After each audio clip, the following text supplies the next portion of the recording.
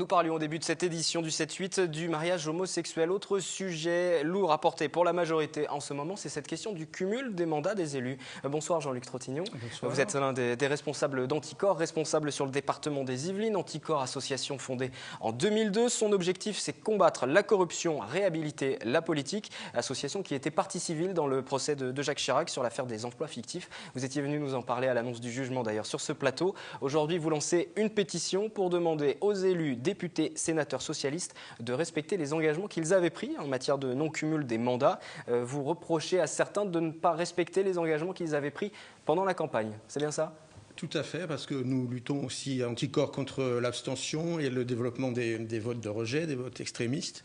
Et le fait de tenir en tant que candidat des promesses et des engagements au sujet, entre autres, là, du cumul des mandats, de les mettre en avant pendant la campagne pour se faire élire, puis de ne pas les respecter derrière, puisqu'ils avaient jusqu'à fin septembre ou plus tard pour démissionner, et ne peut que creuser le fossé qu'il y a, le divorce qu'il y a entre les citoyens et leurs représentants politiques, et donc augmenter l'abstention et les votes extrémistes également. Alors l'engagement qui avait été pris par les élus, c'était d'ici la fin du mois de septembre de quitter les postes d'élus, donc les postes de maire par exemple s'ils étaient élus députés. On va évoquer le cas de deux élus du département des Yvelines.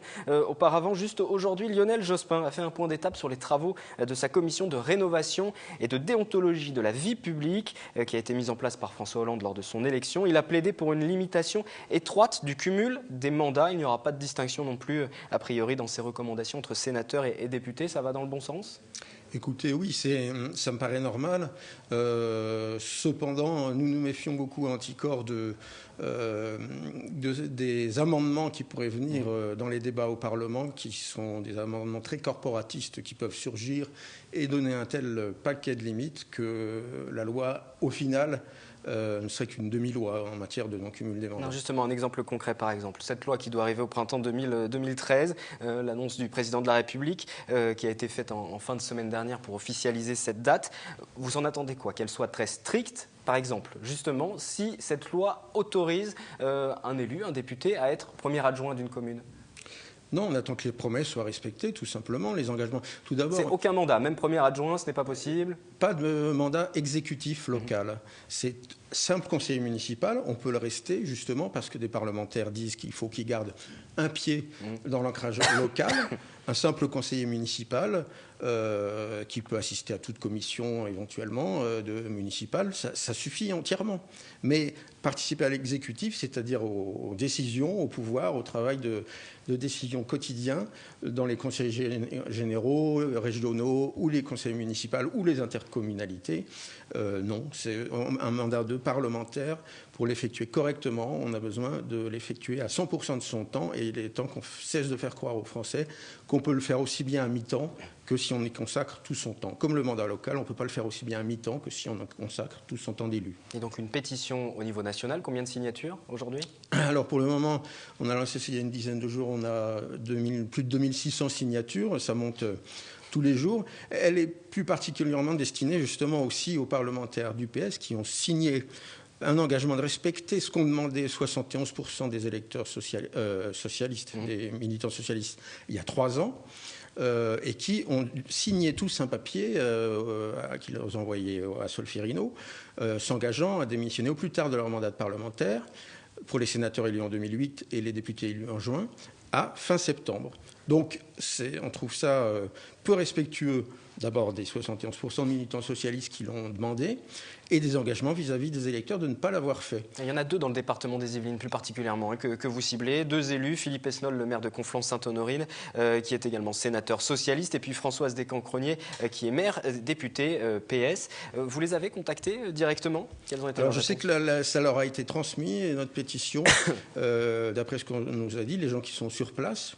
Mais pour parler directement à un sénateur-maire d'une ville comme Conflans, c'est un emploi du temps extrêmement chargé, c'est très difficile, c'est lié. Mais donc non, là on n'a pas contacté directement, on leur demande devant les électeurs, devant les citoyens de respecter ces engagements.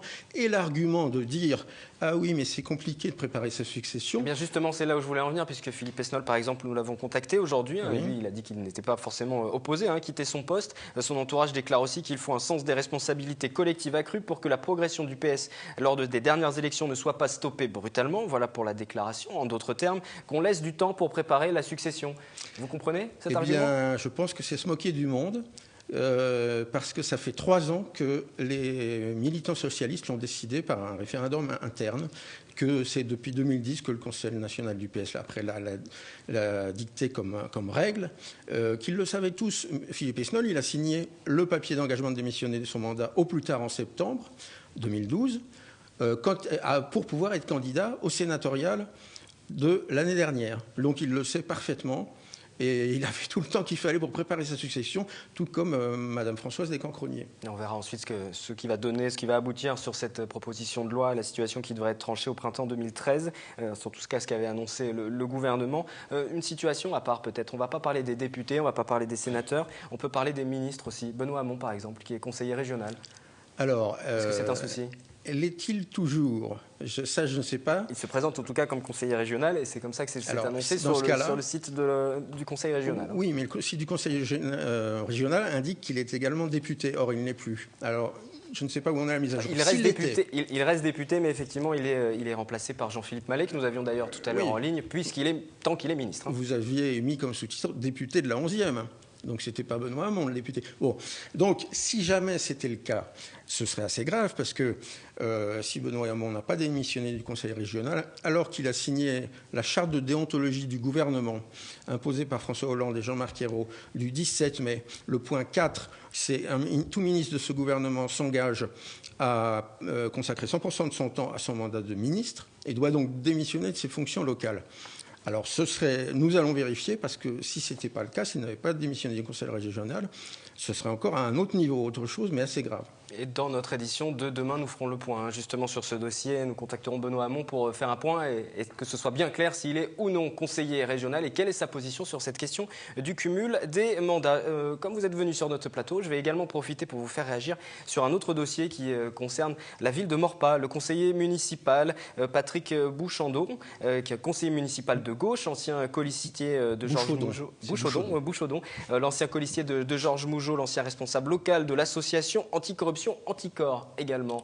Il était l'un des responsables, il a fait partie d'Anticor, il a été condamné par la justice. Oui, alors il n'a pas fait partie d'Anticor, vous allez nous dire. Si, il a été adhérent, je crois, en 2007, peut-être 2008, mais depuis, il n'y a plus jamais eu de cotisation de sa part.